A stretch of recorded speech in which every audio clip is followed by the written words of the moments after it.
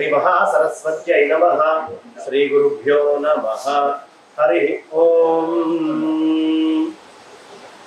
श्रुतिस्मृतिपुराणानामालयं करुणालयं नमामि भगवत्पाद शंकरं लोकशंकरं। शंकरं शंकराचार्यं केशवं बादरायणं सूत्रभाष्यकृतं वन्दे भगवन्तौ पुनः पुनः। नारायण समारंभां व्यासशंकरमध्यमाम् अस्मदाचार्यपर्यन्तां वन्दे गुरुपरम्परां। गुरवे सर्वलोकानां विषजे भवरोगिणां निधये सर्वविद्यानां दक्षिणामूर्तये नमः। शारदा शारदाम्भोजवदनावदनाम्बुजे सर्वदा सर्वदास्माकं सन्निधिं क्रियात्। నీ కన్న దయాళువు నేలోకమ్మున లేరటంచులో నెరిగితినో శ్రీకర కరుణాకర జగదేకపతి జానకీపతి శ్రీరామ।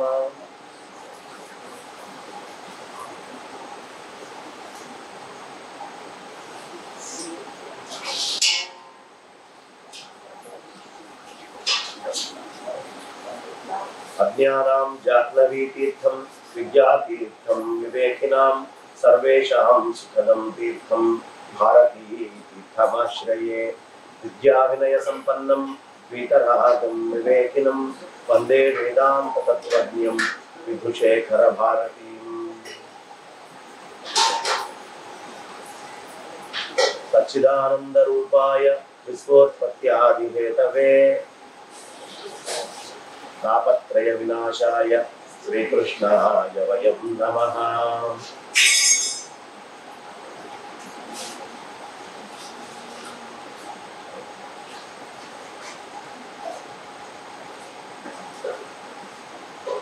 व्यासं वसिष्ठनक्तारं शक्ते पौत्रमकल्मषं पराशरात्मजं वन्दे सुखतातं तपोनिधिम्।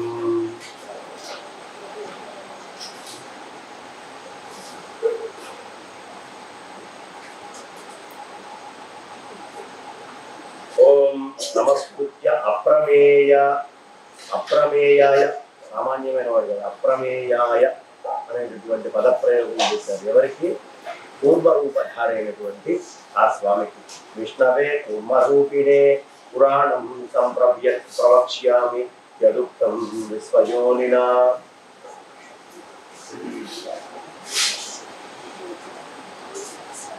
మనం ఉదయము అనేకమైనటువంటి ఆశ్రమ విధులేమిటి, ఆ ఆశ్రమ విధుల్ని మనం ఎలా ఎవరెవరు ఏమేమి చేయాలి వర్ణాశ్రమాల్లో,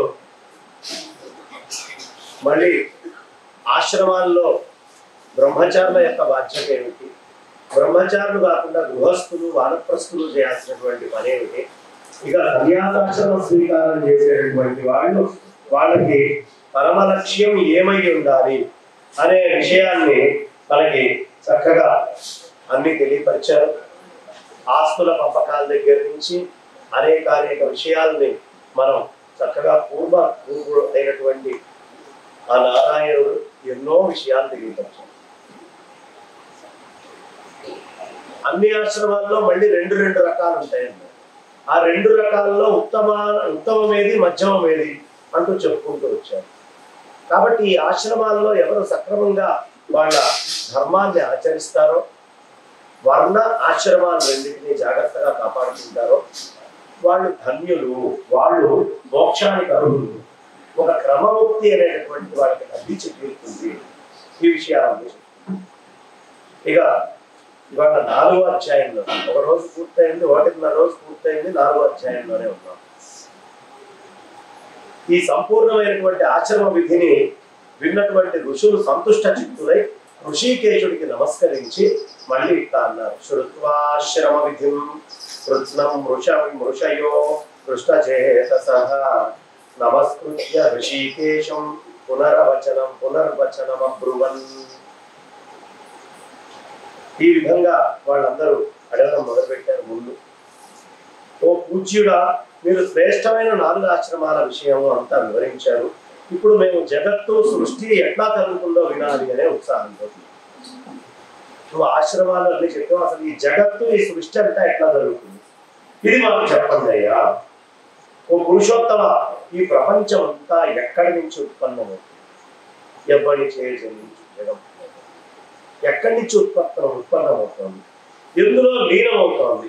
దీనంతటికీ నియామకుడు ఎవరు? కుతత్ సర్వవిధం జాతం కస్మింశ్చ లయమేష్యతి నియంతా కశ్చ సర్వేషాం వదస్వ పురుషోత్తమ అని వాళ్ళు దీనంతటికీ నియామకుడు ఎవరు? అసలు ఇది మాకు ఖచ్చితంగా తెలుసుకోవాలనే కోరిక ఉందయ్యా, మాకు ఈ విషయం చెప్పండి అని అడిగారు. అడిగితే ఋషుల మాట విని కూర్మరూపధారి సమస్త ప్రాణుల ఉత్పత్తి వినాశానికి కారణభూతమైనటువంటి నారాయణుడు ఒక గంభీరమైనటువంటి స్వరంతో పలికాడు. పూర్ణమూర్తిలా అంటున్నాడు, 4 వైపులా ముఖాలు గల మహేశ్వరుడు, ప్రకృతి కంటే పరుడు, అవ్యక్తుడు, 4 వ్యూహాలు కలిగిన వాడు, సనాతనుడు, అనంతుడు, అప్రమేయుడు, జగన్నియంత్రుడా. ఇక్కడ చూడండి, చాలా అసలు పూర్వ పురాణం ఎంత గొప్పదయ్యా అంటే శివకేశవ బ్రహ్మాది దేవతలకి అభేదాన్ని చూపిస్తుంది. అసలు మొత్తం ఈ గొడవలన్నీ దీని నుంచే వస్తున్నాయి కదా. బుద్ధి పరిణతి చెంది ఎవరు ఎక్కువ వాడిని పట్టుకోవాలి, తక్కువ వాడిని వదిలిపెట్టాలి అని ఎక్కువ తక్కువలు చూడటం వల్లే కదా. కానీ పూర్వ పురాణము అభేదమైనటువంటి త్రిమూర్తి స్వరూపాన్నే మనకి బోధ చేస్తుంది. ఇది చాలా ప్రధానమైనటువంటి, ఎప్పుడు వేద బుద్ధి అనేది పనికిరాదు మన లోపల. పరమాత్మ సర్వవ్యాపకుడై అనంతుడైనప్పుడు అనంతానికి భేదం ఏమిటి? అనంతానికి భేదం ఉంటుందా నీ అజ్ఞానం కాకపోతే? వాయువు అంతటా ఉంది, అంతటా ఉన్న వాయువుని చూడలేకపోతున్నావు కాబట్టి ఈ చెంబు చాలా గొప్పదండి, ఈ చెంబులో ఇంత ఖాళీ ఉంటుంది, మీ చెంబులో అయితే 1 లీటర్ పడతాయి, నా చెంబులో 1 లీటర్ నీళ్లు పడతాయి అంటున్నావు.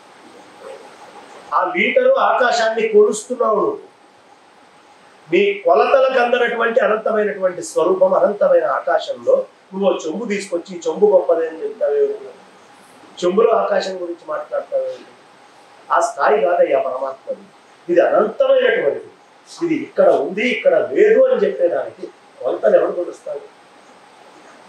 అంతటా వాడే ఉన్నాడు అన్నప్పుడు వాడిని శివుడు అన్నావు అనుకోండి, శివుడిలో వాడు లేడా? శివుడిలో వాడు ఉంటే వాడు తక్కువైతే విష్ణువుని తక్కువ చేస్తున్నావా? విష్ణువులో వాడు లేడా? శివుణ్ణి నువ్వు గొప్పగా భావిస్తే విష్ణువు తక్కువ అంటే ఇప్పుడు విష్ణువులో ఉన్న అనంతమైన శివుడికి దెబ్బ కాదా? అర్థం చేసుకోకుండా అమాయకత్వంతో మూర్ఖత్వంతో మీ ఇష్టం వచ్చినట్టు ప్రతిపాదనలు ఎందుకు చేస్తారయ్యా? అంతా ఒకటే, ఉన్నది ఒకటే అయినటువంటి పరమాత్మ ఏది చూసినా ఆత్మస్వరూపంగానే కనిపిస్తుంది. అలా కనిపించడంత దాకా కుక్కలు ఒక విస్తరాకు దొరికితే కొట్లాడుతున్నట్టుగా ముక్కలు ముక్కలుగా సనాతన ధర్మాన్ని మొత్తం ఖండించి వదిలిపెడతారు.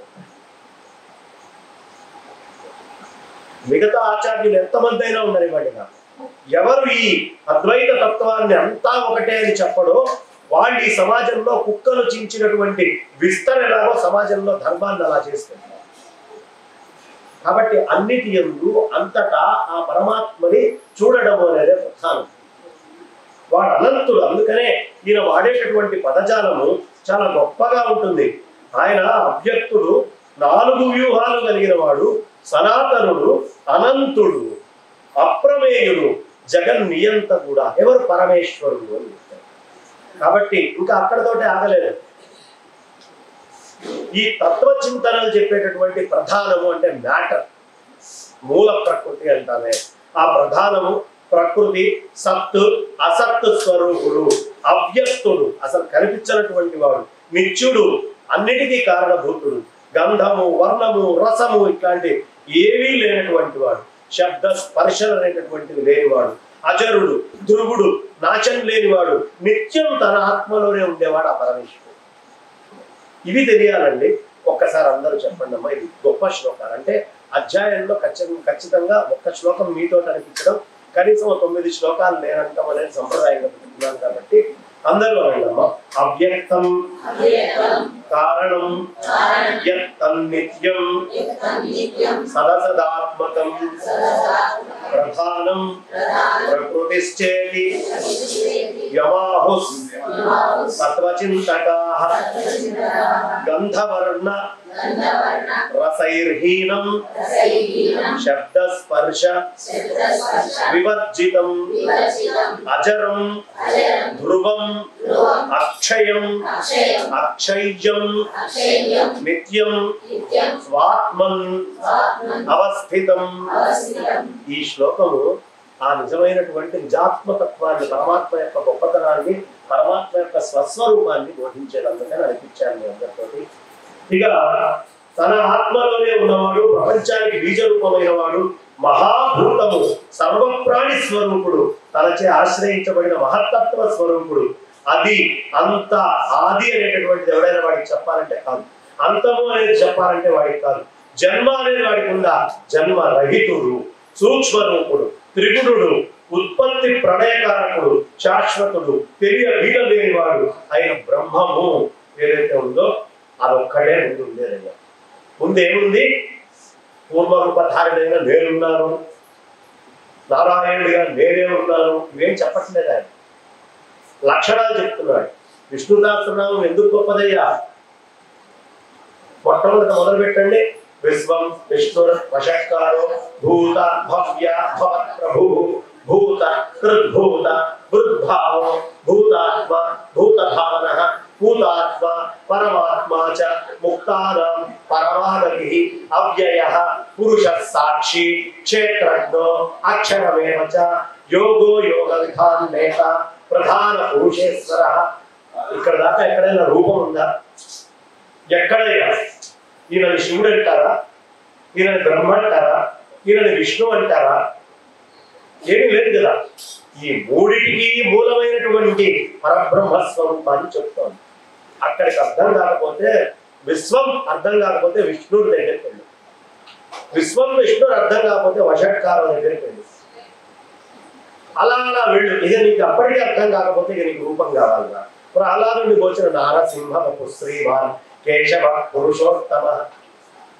అక్కడ దాకా ఓ రూపాన్ని చెప్పరా? నారసింహుడు ఎప్పుడు వచ్చాడు? కాబట్టి మనకి తెలియాల్సినటువంటిది సర్వవ్యాపకమైనటువంటి పరమాత్మ. ఏదో అమ్మవారు వచ్చినట్టు మొట్టమొదటిసారి వచ్చిన పిల్లలు చూస్తున్నా ఇక్కడ నేను ఇవాళ, ఇప్పుడే దిగుతోంది మెట్టు. అది పరిస్థితి. ప్రస్తుతం ఉపన్యాసాలు చెప్తుంటే వినేవాళ్ళ పరిస్థితి అది. ఇది మొత్తం యువతకి తెలియాల్సి. యువతకి తెలిస్తే దారి తప్పకుండా ముందరికి తీసుకెళ్తారు. యువత తగ్గింది అని చెప్తూ ఈ లక్షణాలతో ఉంటానయ్యా అని ప్రళయకారకుడు, శాశ్వతుడు. ఎప్పుడు పరమాత్మ తత్వం చూడండి. మనకి భగవద్గీత తీసుకుంటాం. భగవద్గీతలో 9వ అధ్యాయంలోకి వెళ్ళామనుకోండి, 4వ శ్లోకం 5వ శ్లోకం రెండు తీసుకోండి. మత్స్థాని సర్వభూతాన్ని, అన్ని భూతాల్లో నేనే ఉన్నా అంటారు. వెంటనే తర్వాత శ్లోకానికి వెళ్ళాలి. నచమత్స్థాని భూతాన్ని, నేను ఏ భూతంలో లేను అంటాడు. ఏమిటండి మాయ, మోసం కాకపోతే? అది ఆత్మతత్వము అలాగే ఉంటుంది. ఏమయ్యా ఈ మైకులో పరమాత్మ ఉన్నాడా? ఉన్నాడండి. ఈ మైకే పరమాత్మ కాదండి. మైక్లో పరమాత్మ ఉంటే మైకి పరమాత్మ కావాలిగా? కాదండి. మైకే పరమాత్మ కాదు, మైకు పరమాత్మ. కాబట్టి అక్షరం వాడేటప్పుడు చాలా, తెలుగు భాష సంస్కృతం భాష చాలా గొప్పగా ఉంది. రాగం స్వరం మారిపోతే అర్థం మారిపోతుంది. అందుకనే వేదం చదివేటప్పుడు కానీ అప్పుడు జాగ్రత్తగా ఒళ్ళు దగ్గర పెట్టుకొని సుస్వరంగా నేర్చుకొని చదవాలి. వేదం తెలుగు భాషలోనే మామూలుగా మాట్లాడుతూ మనం కోర్టులో చక్కగా కేసు జరుగుతోంది. ఎవడో వెళ్ళాడు, అక్కడ నిల్చున్నాడు. ముద్దాయి దగ్గరికి భగవద్గీత తెచ్చారు. భగవద్గీత మీద ప్రమాణం చేసి అంతా నిజమే చెప్తాను, అబద్ధం చెప్తాను అని అన్నాడు లాయర్. వీడు వెంటనే భగవద్గీత మీద ప్రమాణం చేసి అంతా నిజమే చెప్తాను, అబద్ధం చెప్పను అన్నాడు. ఏమైంది? అక్షరం ఏమన్నా మారిందా? ఒక్క అక్షరం మారిందా? మారలా. స్వరం మారింది. స్వరం మారితే అర్థం మొత్తం మారిపోయింది. దీనిని మించిన రకము లేదు. బాగుందా? దీనిని మించిన రకము లేదు. వాడెవడో పొరపాటున కొంచెం ఆ నాన్న అడ్డుపడేశాడు. దీనిని మించి నరకము లేదు. ఏం మారింది అక్కడ? ఒక్క అక్షరం ఇటు బలగాల్సిన శబ్దము మారి పక్కకి వెళ్ళింది, అర్థం మొత్తం మారి. అందుకనే ఇంత సాహిత్యం మనకి సంస్కృతంలో, తెలుగులో, సంస్కృత ఆంధ్రాల్లో సాహిత్యం ఇంత ఉండడానికి కారణం ఏమిటి అంటే కొద్దిపాటి స్వర మార్పుతో అర్థం మారిపోతుంది. కొన్ని మాటలు విచిత్రంగా ఉంటాయి. నేను దగ్గర పురాణం చెప్పడానికి వెళ్ళా. గురువు గారు మీరు మా ఇంటికి వస్తే గుడ్డలు ఇప్పిస్తా అన్నాడు. నేను ఏమనుకోవాలి? వాడు ఏం చేస్తాడు అనుకోవాలి? నేను తెలుగు భాష చాలా విచిత్రంగా ఉంటుంది. గుడ్డలు ఇప్పిస్తా అంటే ఏమి వాడు అన్న మాట ఏమిటి? అది భాష చాలా గొప్పదమ్మా.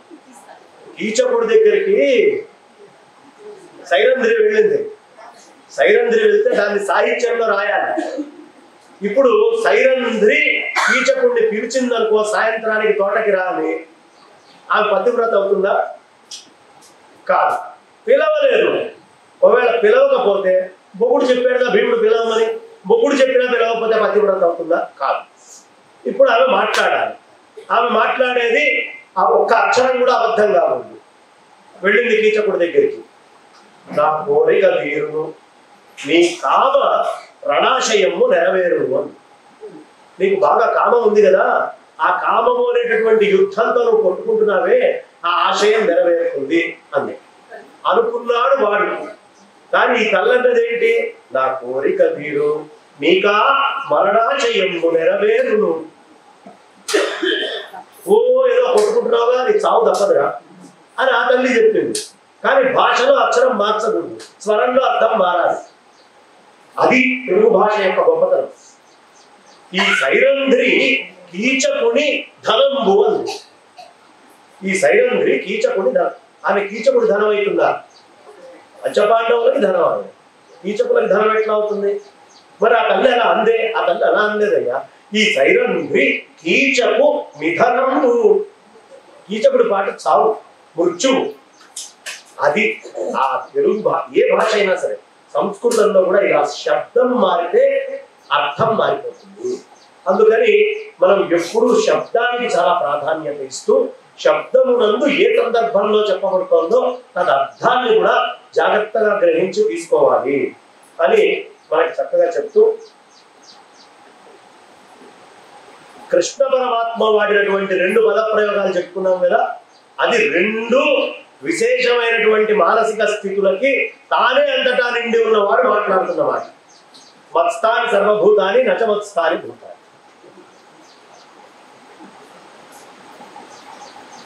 ఎంత అసలు మీకు భగవద్గీతలో కొన్ని అనుమానాలు ఇస్తారమ్మా. నేను ఆ అనుమానం తీసుకుంటే కృష్ణుడు ఇట్లా మాట్లాడాలని జుట్టు బీక్కుంటారు చాలా సందర్భాల్లో. కానీ ఎంత గూఢార్థం ఉంటుందో, ఎంత అద్భుతమైనటువంటి అర్థం ఉంటుందో ఆశ్చర్యం వేస్తుంది. అసలు పరమాత్మ తప్ప ఇంకోటి ఇలా మాట్లాడగలడా? ఎవరితోనైనా సాధ్యం అవుతుందా? అసాధ్యం. అలాంటి ప్రయోగాలు చేస్తారు ఆయన కృష్ణ పరమాత్మ భగవద్గీత. చాలా బాగుంటుంది. అయితే ఇక ఆత్మలోనే ఉన్నవాడు, ప్రపంచానికి బీజ రూపమైన వాడు, మహాభూతం, సర్వప్రాణి రూపుడు, ఆశ్రయించబడిన మహత్తత్వ స్వరూపుడు, ఆది అంత జన్మరహితుడు, సూక్ష్మ రూపుడు, త్రిగుణుడు, ఉత్పత్తి ప్రళయకారుడు, శాశ్వతుడు, తెలియడానికి వీలు లేని వాడైనటువంటి బ్రహ్మ ముందు ఉండేవాడయ్యా. ఆ సమయంలో సత్వరజస్తమో గుణాలు పరిణామం చెందకుండా, సత్వ రజస్తమో గుణాలు అంటే మూల ప్రకృతి అంతా ఒకటై ఉంది. ఈ సత్వరజస్తమో గుణాలు విడివిడిగా ఉంటే ఒకటి, ఈ 3 కలిస్తే ఓ ప్రకృతి. ఈ ప్రకృతి ఎక్కడి నుంచి వచ్చింది? పరమాత్మ కంటే అభిన్నంగా పరమాత్మే అయి పరమాత్మలో నుంచి మాయగా వచ్చింది. పరాప్రకృతి అంటాం. ఎలాంటిదయ్యా అంటే మీకు పూర్వం టంకణాలు అనేవాళ్ళు డబ్బులు.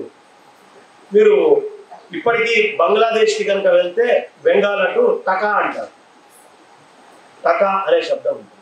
ఈ టంకణాల్లో ₹1 మీరు ఇస్తే 3 టంకణాలు ఇచ్చేవాళ్ళు పూర్వం. 3 టంకణాలు ₹1. ఇప్పుడు 3 టంకణాలు రూపాయా కాదా? 3 టంకణాలు రూపాయేనా కాదా? 3 టంకణాలు అయితే ₹1. నువ్వు ఒకటే టంకణం తీసుకొని మాట్లాడితే రూపాయి కాదు. 3 టంకణాలు కలిస్తేనే ₹1. అవునా కాదా? ఒక రూపాయికి 3 టంకణాలు ఇస్తారమ్మా. అప్పుడు 3 టంకణాలు తెలిస్తే రూపాయి. విడివిడిగా చూస్తే ఒక్కో టంకణం కింద కనిపిస్తుంది. విడిగా చూస్తున్నావు నువ్వు సత్వాన్ని సత్వంగా, రజాన్ని రజంగా, తమస్సుని తమస్సుగా. ఈ 3 ఒకటే అయినటువంటి మూల ప్రకృతి శక్తి నుంచి వచ్చినాయి. అది రూపాయి. ఆ రూపాయి ఎక్కడి నుంచి వచ్చింది? అనంతమైన పరమాత్మే తాను తనని వ్యక్తపరచుకోవాలనుకున్నప్పుడు మూల మాయాశక్తిగా వచ్చి అక్కడ నుంచి సత్వరజస్తమో గుణాలుగా మారాడయ్య. ఓ తల్లికి 3 పిల్లలు, వంశచక్రం తీసుకుంటాం. ఆత్మావై పుత్రనామాసి. పిల్లవాడికి తండ్రికి తేడా లేదు అని చెప్తున్నారు, తల్లికి తేడా లేదని చెప్తున్నారు. ఆత్మావై పుత్రనామాసి. ఇప్పుడు ఓ తల్లికి 3 పిల్లలు పుట్టారు, ఓ తండ్రికి 3 పిల్లలు ఉన్నారు. ఈ 3 పిల్లలు తండ్రి యొక్క రూపమే, అవునా కాదా? సత్యమేనా? అన్ని తండ్రి బీజమేగా వచ్చింది. అది అనుభవించేటటువంటి కర్మ, దాని బుద్ధి కర్మ వేరే అయి ఉండొచ్చుగా. శరీరం మాత్రం అందులో నుంచి వచ్చిన శరీరమే. ఆ శుక్ల శోణితాలు కలవడం వల్ల వచ్చినటువంటిదే. ఇక్కడ కూడా సత్వ రజస్తమో గుణాలు అనేవి 3 ఆ ఒక తల్లిలో నుంచే వచ్చినాయి. అందుకని ఆ తల్లిని చెప్పేటప్పుడు అమ్మలగన్న యమ్మ ముగురమ్మల మూలపుటమ్మ. ముగురమ్మల మూలపుటమ్మ. ఇది గుర్తుంచుకోండి. సత్వము రజము తమము విడివిడిగా చూచారనుకోండి, విడి. ఈ 3 ఒకటైతే మూలపుటమ్మ. ఈ మూలపుటమ్మ సర్వవ్యాపక నిర్గుణ నిరంకార నిరంజన సచ్చిదానంద గల చిదానంద పరబ్రహ్మములో నుంచి సంకల్పము వ్యక్తము సృష్టి చేయాలనే సంకల్పం కలిగి వ్యక్తమైంది. అవ్యక్తము నుంచి వ్యక్తమైంది. ఆ వ్యక్తం మహత్తుగా మారింది. ఆ మహత్తు అహము అనేటటువంటి దాన్ని స్ఫురింపజేస్తారు. వ్యక్త మహదహంకార అంటే ఈ వేదాంత తత్వం గనక మనం అర్థం చేసుకుంటే మూలం అదొక్కటే ఉండేదమ్మా. ప్రణయం బ్రహ్మకి రాత్రి అని, సృష్టి పగలు అని చెప్పబడింది. నిజానికి అతను పగలు రాత్రి ఉండవు. అతనికి పగలు రాత్రి లేవు. పగలు రాత్రి సృష్టి కోసం ఉన్నాయి, అంతేనా? సూర్యుడికి పగలు రాత్రి ఉన్నాయా? ఎవరి దాకానే వద్దు. సూర్యుడికి పగలు. ఇక్కడ దాదాపు పిల్లల్ని అమెరికాలో ఆస్ట్రేలియాకి పంపించిన వాళ్ళే కాబట్టి, విమానం ఎక్కి వెళ్ళారు కాబట్టి, ఇక్కడ నుంచి అక్కడికి పోయే 24 గంటల్లో ఎక్కడైనా చీకటి కనిపించిందా? ఆయనకి లేదు. ఎవడికి ఉందయ్యా? పూర్తిగా అంతా ఒకటే అని చూడలేనటువంటి వాడికి పగలుంది, సంధ్య ఉంది, రాత్రి ఉంది. ఎవడికి పగలు సంధ్య రాత్రి? అజ్ఞానికి. పగలు సంధ్య రాత్రి లేవు, ఒకటే ఉంది. సూర్యనారాయణమూర్తి దివ్య చైతన్యం ఒకటే ఉంది. అది గ్రహించలేనటువంటి చోట్ల పగలు సంధ్య రాత్రి 3 వస్తాయి. ఇదే నిజమైనటువంటి బ్రహ్మాండ సృష్టి రచన. ఇదే సృష్టి రచన మొత్తం. కాబట్టి ఆయనకి లేదండి అవన్నీ. అనాది అయిన అతడు జగత్తుకు మొదటి కారణం. రాత్రి గడిచిపోగానే అతడు మేల్కొన్నాడు. సర్వప్రాణిమయుడు, అవ్యక్తుడు, అంతర్యామి, పరుడు అయిన పరమేశ్వరుడు ప్రకృతి పురుషుల్లో ప్రవేశించి పరమయోగంతో వాళ్ళకి క్షోభని కలిగిస్తున్నారు. నవయువతులు మదము, వసంత ఋతు సంబంధమైనటువంటి వాయువు పురుషుల్లో క్షోభ కలిగిస్తున్నట్టుగా యోగ స్వరూపుడైన పరమేశ్వరుడు క్షోభని కలిగించడం వల్ల ప్రకృతిలో ప్రవేశిస్తున్నారు. ఓ బ్రాహ్మణులారా, ఆ పరమేశ్వరుడే క్షోభని కలిగించేవాడు, స్వయంగా క్షోభని పొందేవాడు. అతడు సృష్టి ప్రళయాలకు కారణంపై ప్రధానమని చెప్పబడినాడు. మీరు సృష్టి ప్రళయాలు అని తీసుకుంటే ఆయనే ప్రధానం. మీరు అని చూస్తే, అది చూడకుండా బ్రహ్మను చూస్తే ఆయనే మూలం.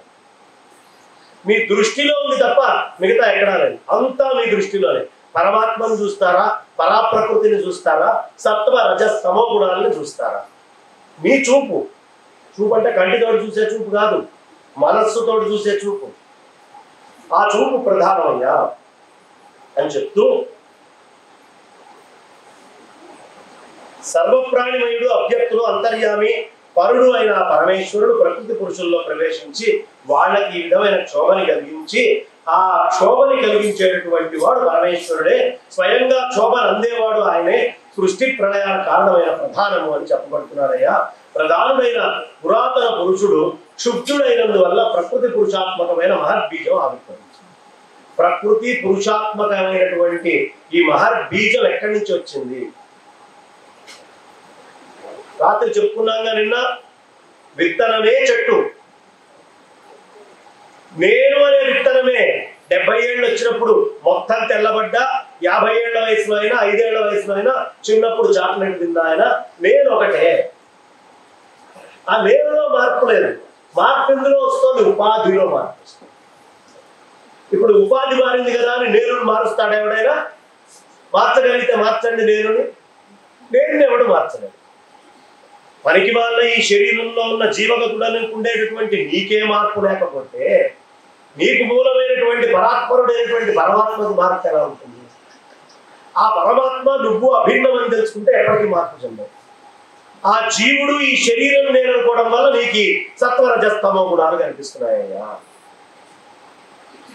ఇంతకంటే వేదాంతంలో పోతే నిద్రపోతారు మెల్లిగా. కాబట్టి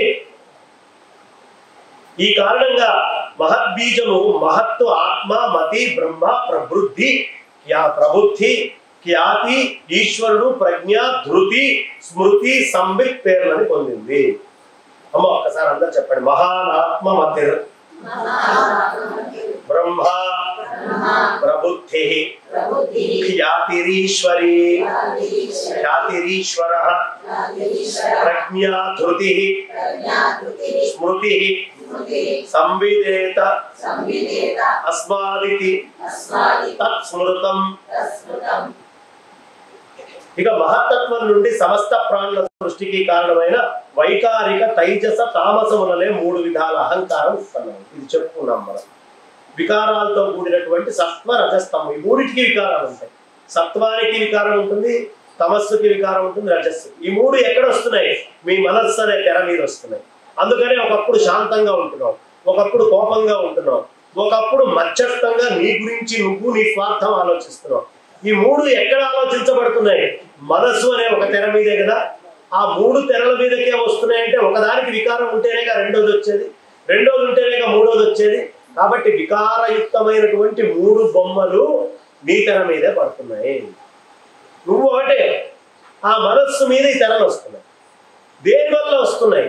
చైతన్యమైన పరమాత్మ వల్ల వస్తున్నాయి. సూర్యుడి యొక్క కిరణాలు బట్టి స్ఫటికంలోంచి రంగులు వస్తున్నాయి రావట్లేదా?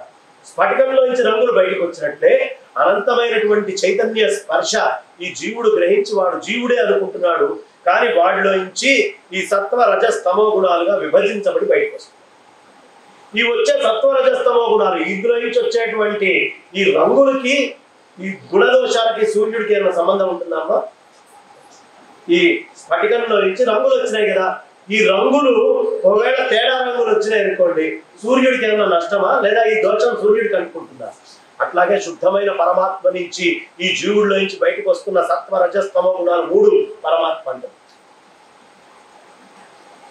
అందుకనే శంకరాచార్యుల వారు ఆత్మశక్తం అని రాశారు.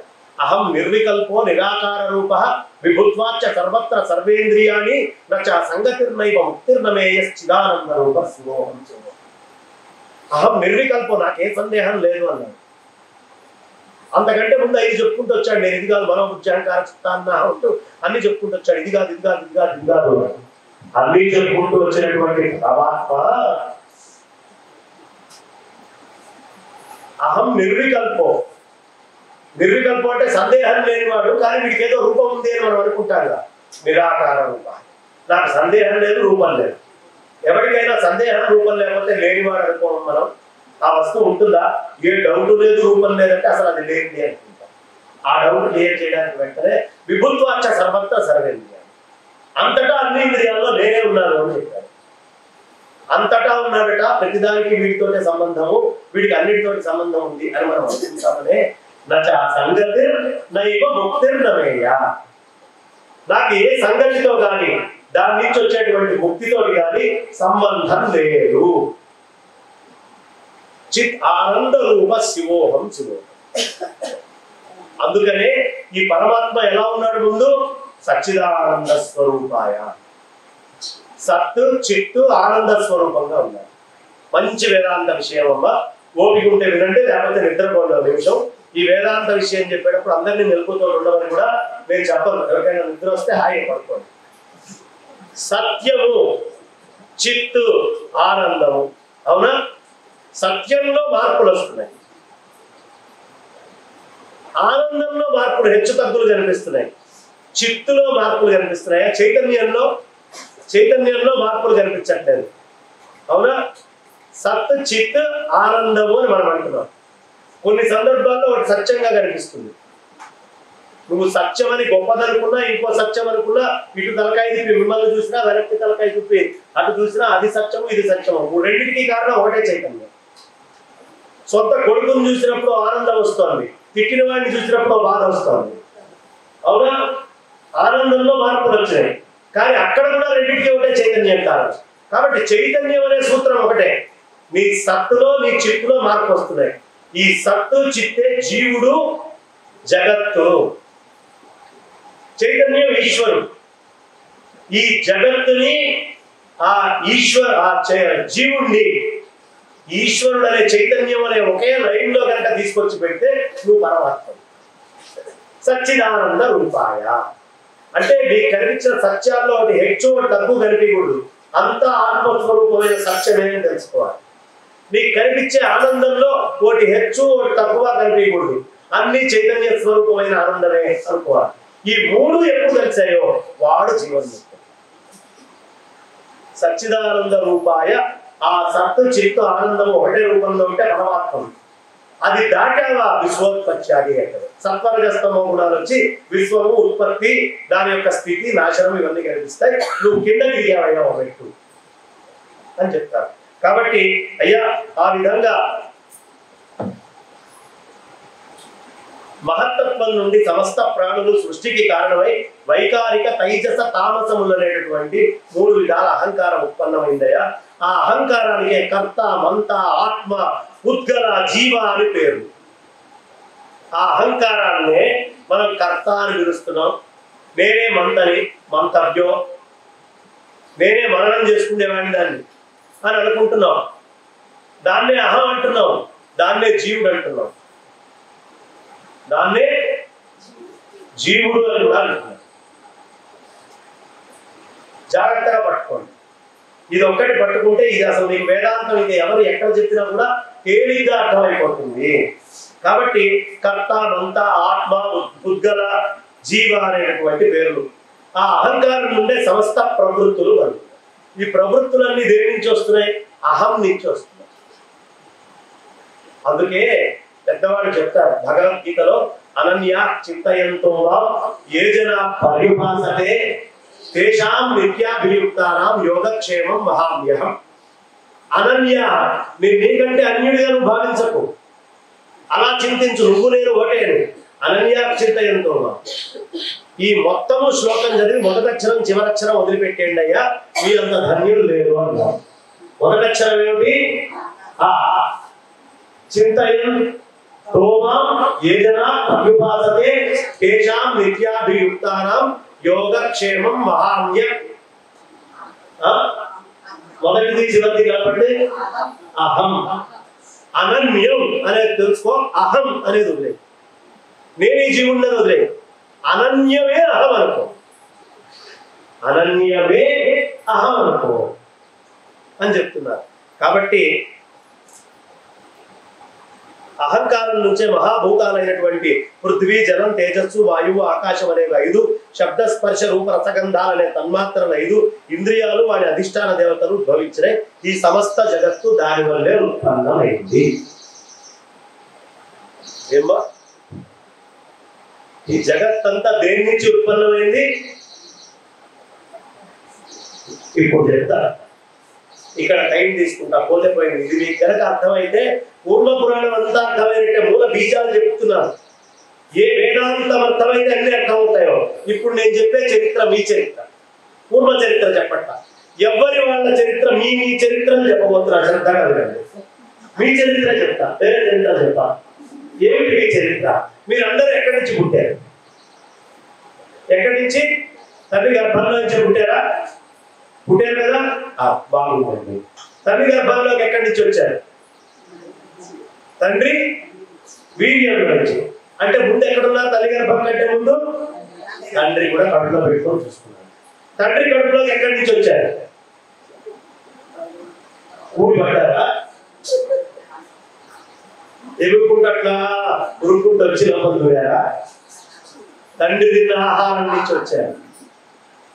అవునా? అంటే తండ్రి కంటే ముందు ఎక్కడున్నారు? ప్రకృతిలో ఉన్నారు. ఆహారం ఎక్కడి నుంచి వచ్చింది? వృక్షాలు, ఔషధులు. అవునా? ఔషధుల నుంచి వచ్చింది. ఓ, ఈ వృక్షాలు ఎక్కడి నుంచి వచ్చినాయి? వృక్షాలన్నీ ఎక్కడి నుంచి వచ్చినాయి? అంటే మీరు ఎక్కడున్నారు? ముందు చెట్లలో ఉన్నారా లేదా? బాగా చెట్లకి పూజ చేసేది ఎందుకు? ఒకప్పుడు చెట్టు నిన్ను మోసింది కాదు. మిగతా వాడికి ఇంత జ్ఞానం ఉండదుగా. నల్లట్టలు, ఆకుపచ్చట్టలు, ఎర్రట్టలు పెట్టుకొని తిరుగుతూ ఉంటారు కదా. వాళ్ళకి ఏం తెలుస్తుంది? ఇవన్నీ ఎక్కడి నుంచి వచ్చావు?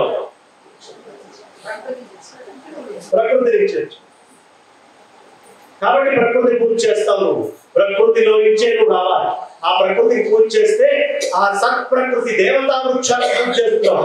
తద్వారా ఇంకో జన్మంటూ ఉంటే మళ్ళీ ఆ దేవతాల వృక్షాల్లో నేను ఆవాహనై అక్కడి నుంచి నా తండ్రిలోకి చేరి ఉత్తమమైన జన్మను నేను పొందుగాక. మీ తండ్రి తినకుండా ఆ ఆహారాన్ని ఆ రోజు పందికొక్కు తింటే పందికొక్కు పుట్టుండేవాడు, ఒంటె తింటే ఒంటెకి పుట్టేవాడు. పాములు వచ్చినాయంటే ఉన్న పాములు అన్నారు వల్ల అది తింటే అందులో పుట్టేవాడు. ఇదే మనం ఈ జీవుడు 84 లక్షల యోనుల్లో ఎక్కడైనా పుట్టచ్చు. ఎట్లా పుడుతున్నాడు? ఆహారంలో ఉన్నాడు కాబట్టి ఏ యోని కలిగిన ఆహారం తింటే అందులో పుడుతున్నావు. మనం అందరం అదే కాదు. కాబట్టి చెట్లలో ఎక్కడి నుంచి వచ్చావు? చెట్టు కంటే ముందు మనం ఎక్కడున్నాం? భూమిలో ఉన్నాం. ఉన్నావా? భూమిలోకి ఎక్కడి నుంచి వచ్చావు?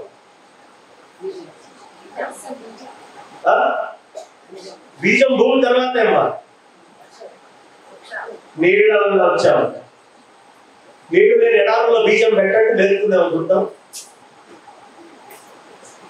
సూర్యమండలం ముందు ఇట్లా పెట్టండి, అది తక్కల బాడీలో వేయిస్తేనే రాదు మొక్క. మన వాడు పూర్వం బండ గింజలో బియ్యం గింజ అనేవాడు, సూక్ష్మంలో మోక్షం అనేవాడు. ఏదో పని పాటల వంట గింజలో బియ్యం గింజ అని వాడు చెప్పాలా మనకి? అంత తెలివి తక్కువ అంటే వంట గింజలో బియ్యం గింజ ఉంటుందని మనకి తెలియదా? అంటే కల్మషాలతో కూడుకున్నటువంటి గింజ నాటితే మళ్ళీ మొక్క వలుస్తుందిరా. కల్మషం తీసేసినటువంటి భూమిలో పెట్టినా మళ్ళీ రాదు. వంట గింజలో బియ్యం గింజ. మోక్షం కావాలా? మీ మీద కల్మషాలు వదిలేదు. సత్వరస్తమ గుణాన్ని పక్కన పడే అందరం బ్రహ్మ, ఆ బ్రహ్మస్థితిలో ఉండు అని చెప్తున్నారు. ఎక్కడి నుంచి వచ్చావు? నీళ్లలో నుంచి వచ్చావు. అంటే ఎక్కడున్నావు? నీళ్లలో ఉన్నావు. అక్కడ మీరు నీళ్లను చూస్తే నీళ్లే కనిపిస్తున్నాయి. అనేకమైనటువంటి తపస్సంపన్నులైనటువంటి జీవులు అందులో ఉన్నాయి. ఆ జీవులే నువ్వు తాగితే లోపలికి నీ దాహార్తిని తీరుస్తున్నాయి. ఆ జీవులే ఈ అనంత కోటలో సెల్స్ ఏవైతే నీ లోపల trillions and trillions of cells ఉన్నాయో వాటన్నిటికీ ఆహారాన్ని ఇస్తున్నాయి. కాబట్టి నీళ్లలో ఉన్నావు. నీళ్లలో ఉన్న జీవస్థితి భూమి మీదకి వచ్చి వృక్షం లోపల నుంచి బయటకు వచ్చింది. ఎలా నీ తల్లి కడుపు చీల్చుకొని నేను కన్నదో భూమి కూడా తన కడుపు చీల్చుకొని వృక్షంగా బయటకు పంపించింది. ఇంకా అన్నం ఉండకుండా అక్కడ ఉన్నటువంటి జీవుల్ని చూడండి. ఆ స్థితిలో లేకుండా జడంగా పడుండకుండా చైతన్యంగా మానవ శరీరాన్ని పొందుతున్నాం. వేడికి వినియోగించుకోవాలి. మా టీవీ సీరియల్స్ గా, ఈటీవీ సీరియల్స్ గా, లేదు మన ఆనందమైనటువంటి షోస్ గా వేడికి వినియోగించాలి. ఈ గొప్ప శరీరాన్ని ఆ పరమాత్మని పొందడానికి దానికోసం ప్రయత్నం చేయాలి. కాబట్టి నువ్వు ఇంకా ఆ వృక్షాల్లో లేవు. గొప్పదైన మానవ శరీరం వచ్చింది. దీంట్లో వచ్చాక మళ్ళీ సత్వరజస్తమం కూడా పెట్టుకోవాలి. ఇంకా ఏడుస్తాను నాయన వద్దు. అందుకనే వ్యాసుల వారు పుత్ర పుత్ర పుత్ర అని పిలుస్తూ ఉంటే ఆయన బదులు మాట్లాడిందేమి తరువో బిరేదు. చెట్లు చెప్పినాయి, ఓరి పిచ్చోడా, మా నుంచి పుట్టినటువంటి పిల్లలనేది నా తల్లి చెట్టు, నా కొడుకు చెట్టు అని మేలుగలం జనమని అన్నావు, నీకెందుకు పుత్ర వ్యామోహం అని సందేశంగా చెప్తున్నాయి ఆ చెట్లు. కాబట్టి గుర్తుంచుకోవాల్సింది ఏమిటి? నీళ్ళల్లో. నీళ్ళు ఎక్కడి నుంచి వచ్చినాయండి? అగ్ని నుంచి వచ్చినాయి. ఎక్కడి నుంచి వచ్చినాయి? అగ్ని నుంచి నీళ్లు వస్తాయి అంటే అగ్ని నుంచే వస్తాయి. ఈ నిరాకారమైనటువంటి జగత్తులో నీకు కలిపీకుండా అగ్ని సముద్రంలో నీళ్లు తీసుకెళ్లి వేగం చేస్తుందా లేదా? అంటే అగ్నిలో లయమై దాన్ని మళ్ళీ జలభూతం కింద మార్చి పంపిస్తుందా లేదా? పంపిస్తుంది కదా.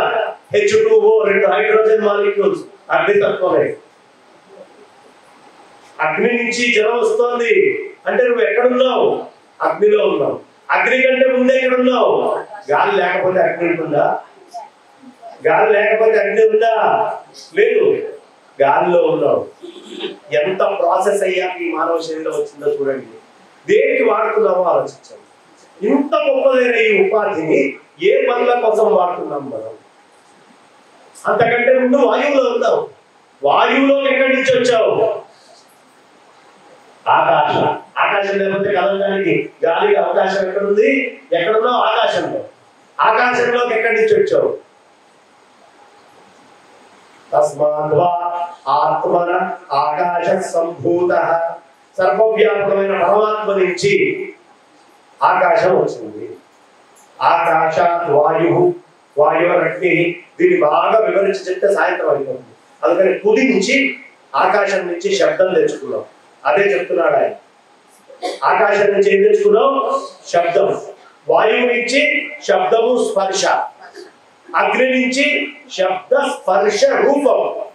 ఇంతకుముందు గాలి ఆకాశం కనిపించాలి కంటికి, అగ్ని ముందు కనిపిస్తోంది.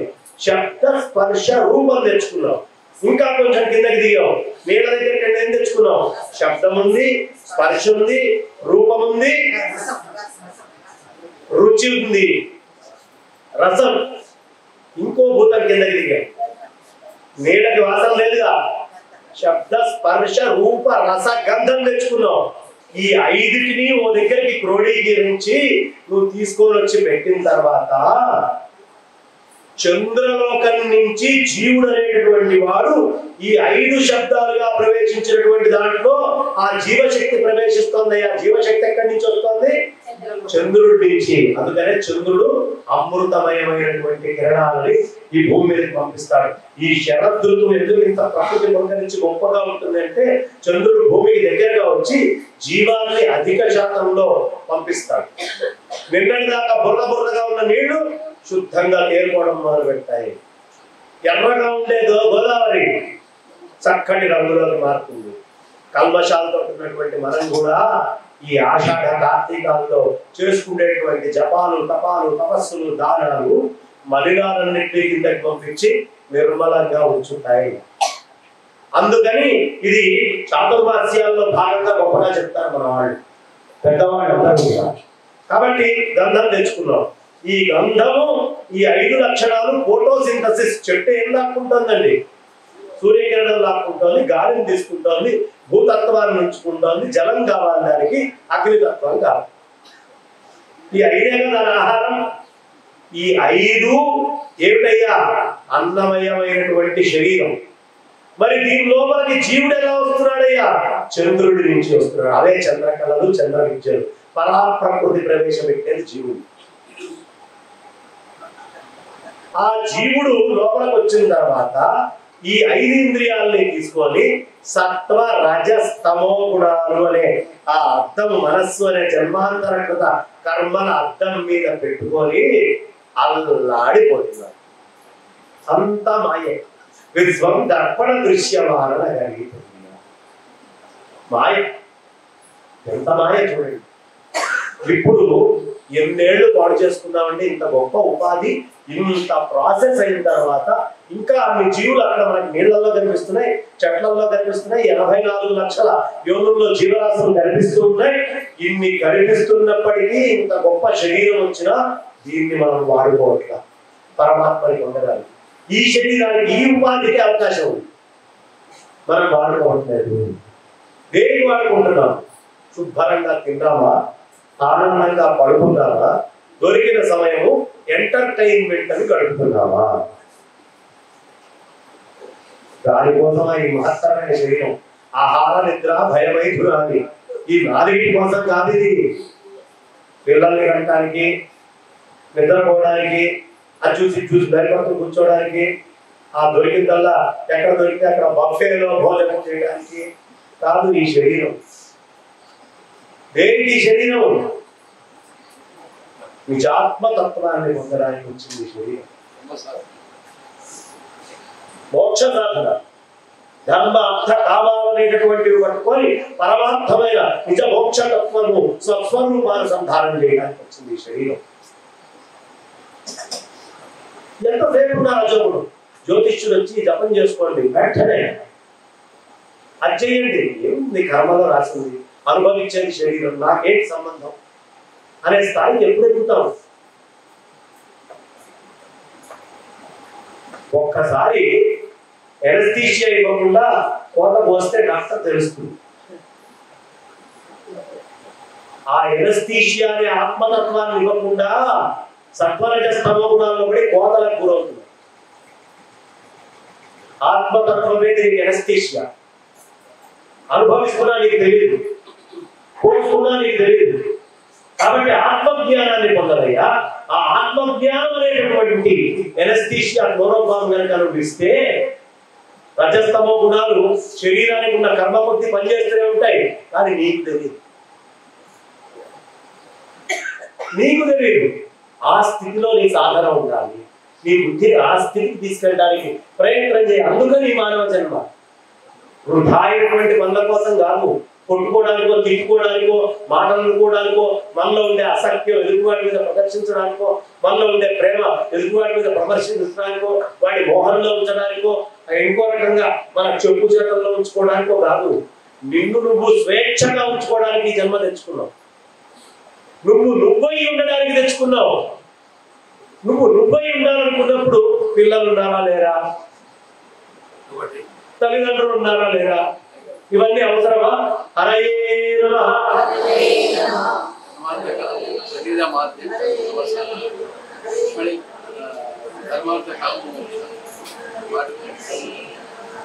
శరీరం ఉంటేనేగా ధర్మాన్ని ఆచరించేది కానీ, అర్థాన్ని తెచ్చుకునేది కానీ, కామాన్ని తెచ్చుకునేది కానీ, ఈ మూడింటిని అంటుకోకుండా మోక్షాన్ని తెచ్చుకోవడానికి కూడా శరీరమే అవసరం. శరీరం లేకపోతే ఆ జీవి ఉందిగా అందులో, అది ధర్మం చేస్తుందా, అర్థం చేస్తుందా, కామమా, మోక్షమా?